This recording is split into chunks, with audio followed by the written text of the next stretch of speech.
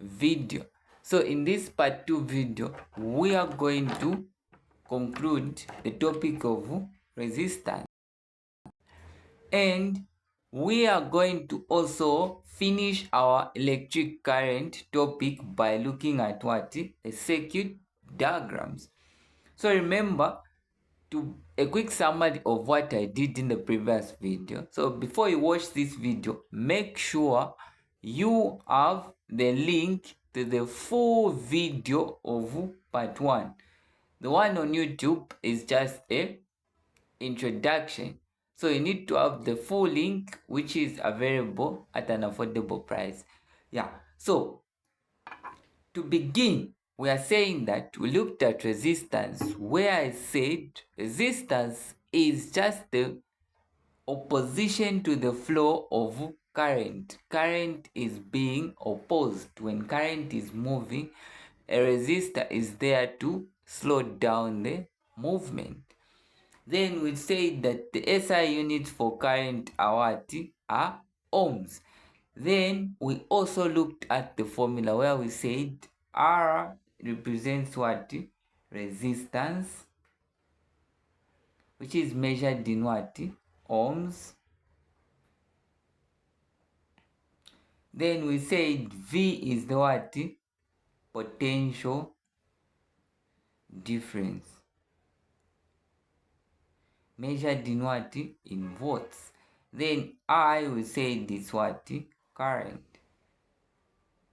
measured in amps. So now, for you to understand how this formula works, you need to understand what is known as the Ohm's law. So Ohm's law is one of the important topic which you need to also understand. So what is Ohm's law, or what does Ohm's law state? So Ohm's law states that,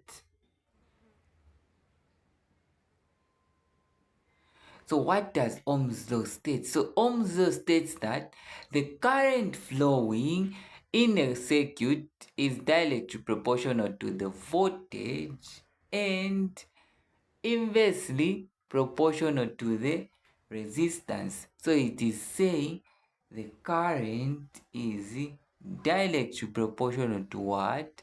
To the voltage, and inversely proportional to the resistance. So in other terms, Ohm's law is describing the other formula which you can use to calculate what? Current. So it is saying the current flowing in a circuit is directly proportional to the voltage and inversely proportional to resistance. So there are two things here which you need to understand. We are saying that current is directly proportional to what? To voltage, and inversely proportional to resistance. So we are saying that whenever resistance increases, meaning your current will reduce. That's the meaning of this formula. So whenever resistance increases, current will do what? Will reduce. But whenever voltage increases, also what? Current increases. So voltage and current increases at the same time, but resistance and current, they do what? They are opposite of each other. So now that you have understood the meaning of Ohm's law, we are going to look at the factors which affect the what? The resistance. So we have factors affecting resistance. So what are some of the factors which affect the resistance? So here, the first factor which we are going to talk about is the length of a wire.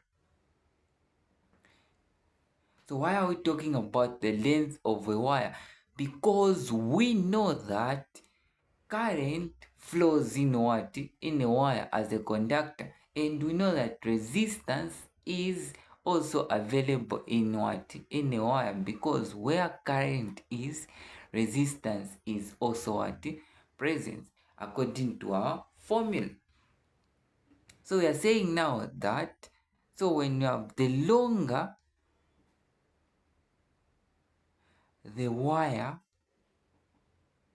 the higher the resistance.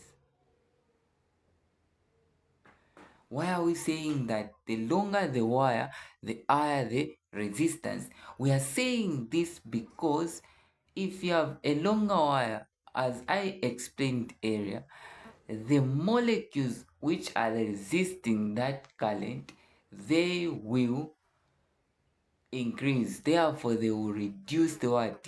The currents, because the distance of the wire is too long for the current to what? To manage. Therefore, it will be reduced. Then, what is the second factor which you need to know? The second factor is what? Cross-sectional area. So we have the cross-section area. So what is the cross-sectional area? So the cross-sectional area, this is the area of something, or the area of the conductor. How thin the conductor is, how thick the conductor is, how wide the wire is. So here we are saying that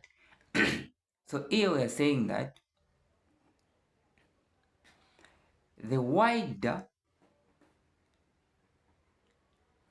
the wire, the lower the resistance.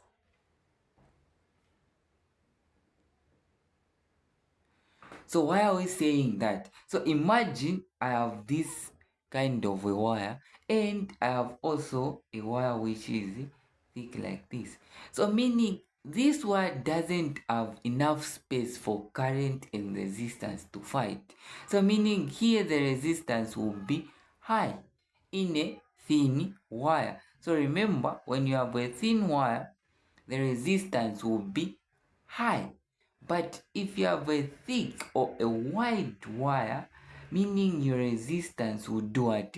Will reduce, because the distance here is what? Has increased. So these are some of the what?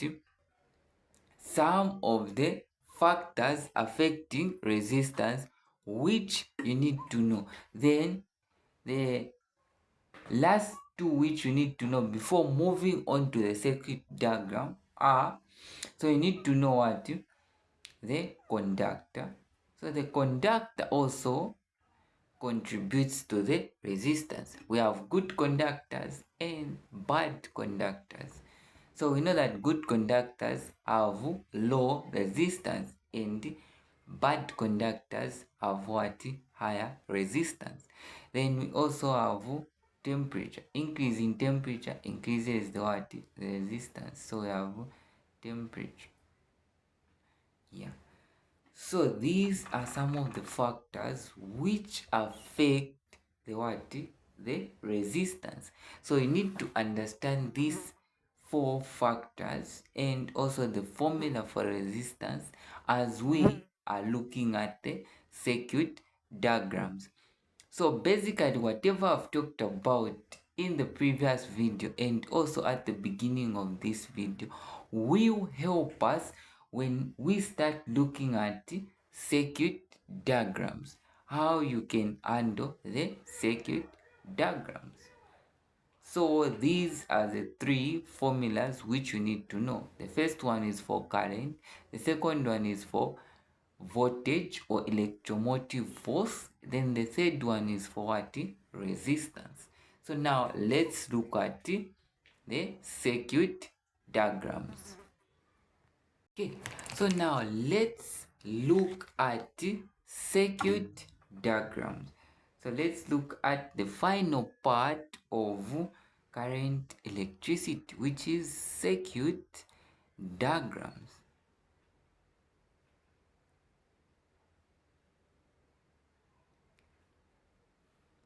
So what do you need to understand first on circuit diagram? So first you need to understand the symbols which are used whenever we are talking about circuit diagram. So first, what are circuit diagrams? So this is just a graphical representation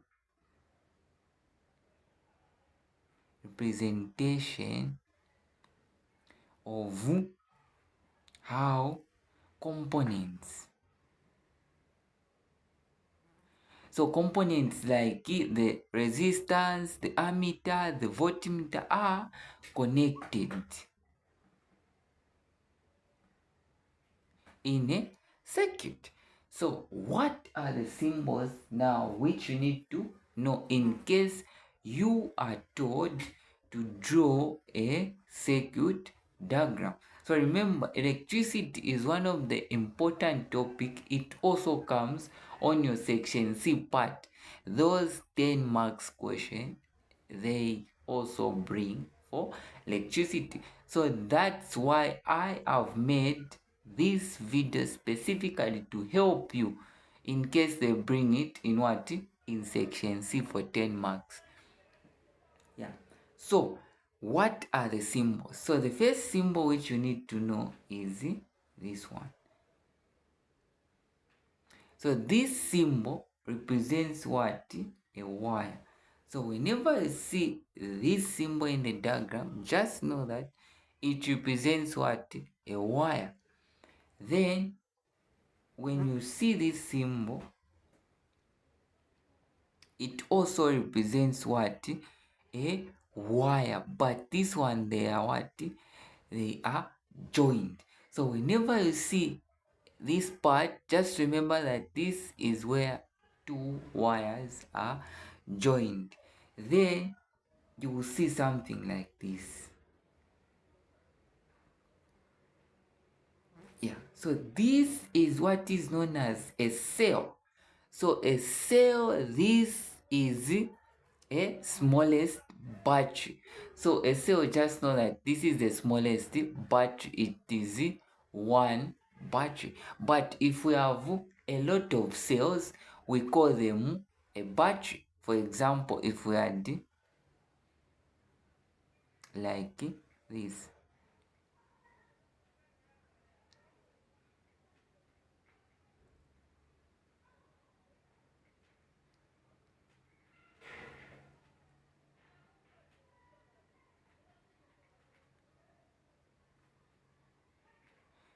So remember, if we have more than one cells, it is known as a battery.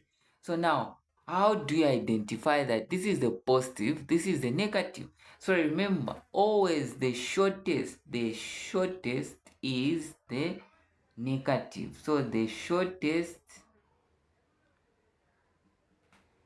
is negative. So meaning always this one is the shortest. So in other case, they may ask you to write how many cells does the battery have. So how do you count the cells? Remember, one cell should have what? A positive and negative terminal. So for example, this one has a positive and negative, positive, negative, positive, negative, positive, negative. Meaning these two gives us one cell, 2, 3, 4. Meaning this battery has 4 cells.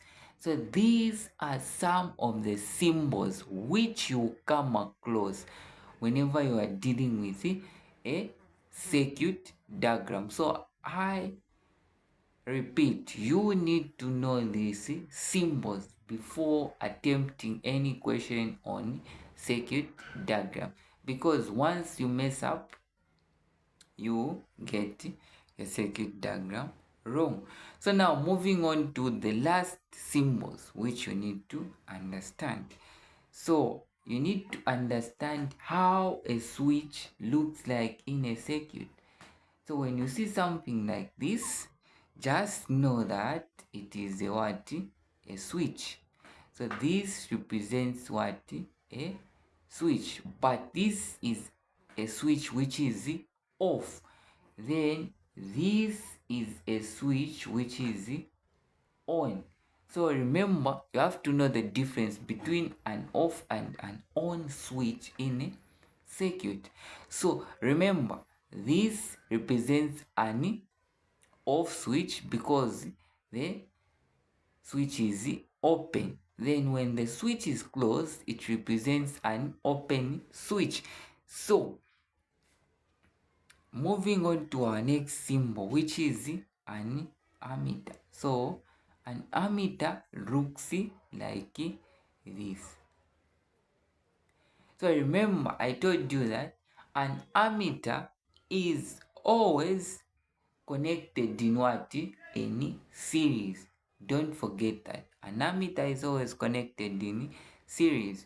Then we also have voltage or voltmeter. So this represents a voltmeter which measures voltage.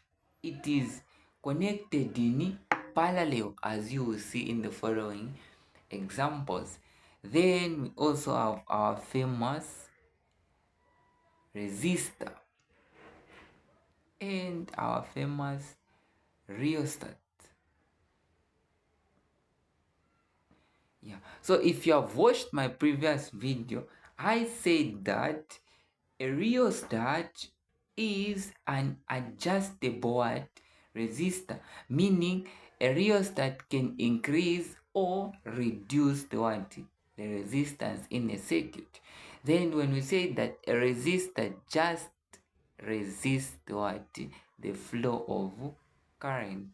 So moving on now to the types of circuit diagrams. So what are the types of circuit diagrams which you need to know? So lucky for you, you just need to know two types of circuit diagrams, which is series and parallel. So if you understand very well a series circuit and a parallel circuit, you won't get any question wrong on on circuit diagrams. Mind you, circuit diagrams, this question always come on the last question in your paper 1. Yeah. So what is a series circuit and what is a parallel circuit? So whenever we are talking about a series circuit, this is a circuit which is arranged in chains. What do we mean arranged in chains? So it is arranged in chains. So what do we mean when you say a series circuit is arranged in chains? So let me show you a diagram of a simple series circuit. So a simple series circuit diagram looks like this.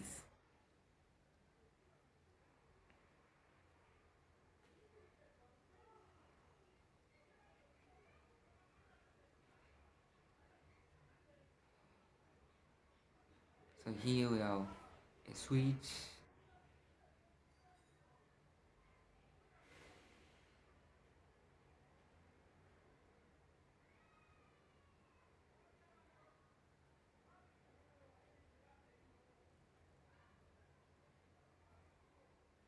voltage 1, current 1, and the current 2.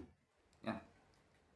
So this is how a series circuit will looks like. We are saying that it is arranged in what? In chains, meaning they are no other pathway. If you can see, this is just a continuous what? Closed circuit. That is the meaning of series. But the moment you say parallel, we have a junction. So how does a junction looks like? So whenever you see something like this, so whenever you see a circuit diagram is connected like this, we have a T-like structure like this. Just know that it is parallel. For example, here, the voltage is connected in what? In parallel, because we have a junction here. Yeah. So now let's look at what a parallel circuit looks like before we discuss the other stuff on the series. So whenever we are talking about a parallel circuit, we say a series circuit is connected in chains, while a parallel circuit has more than one pathway. So remember, this is arranged in chains and it only adds one pathway. But this is not arranged in chains. It has more than one pathway. What do we mean? So the meaning of this is that whenever you see a parallel circuit will look like this.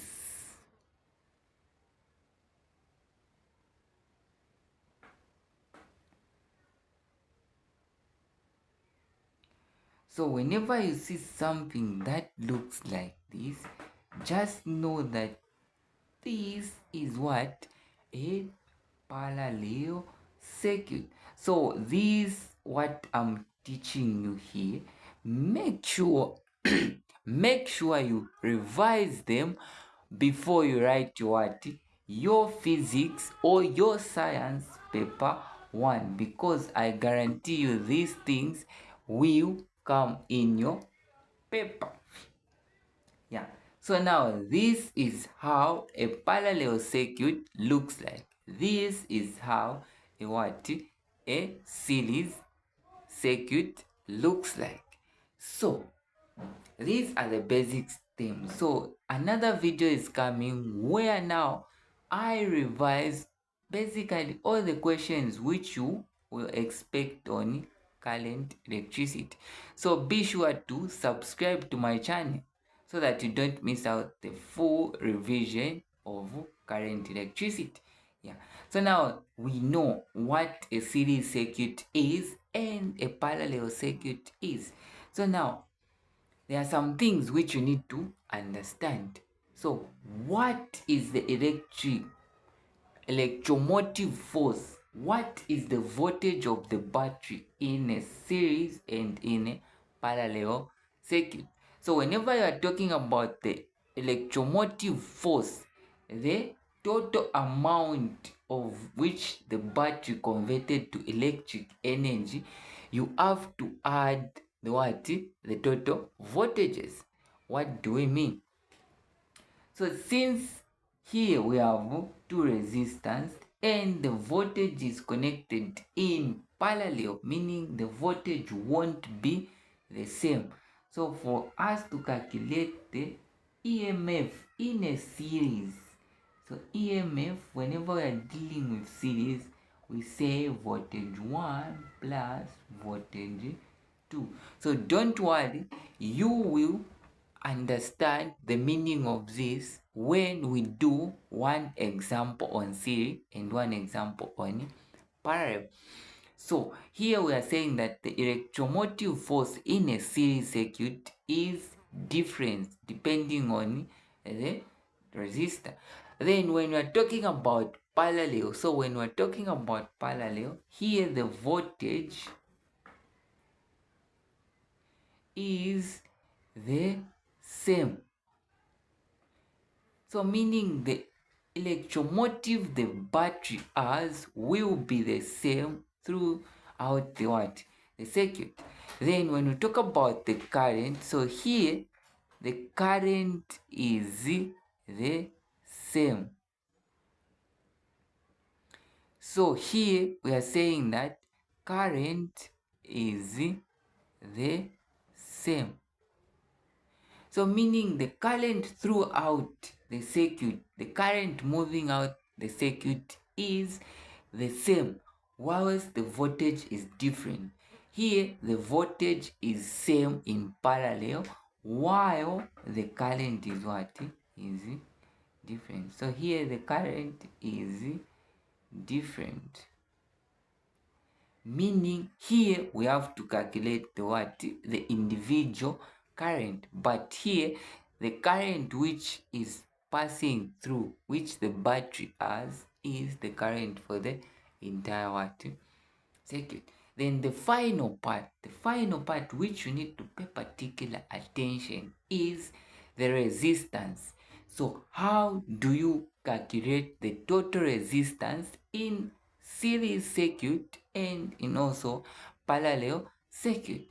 So whenever we are talking about the resistance, the formula we use is the total resistance is equals to resistance 1 plus resistance 2.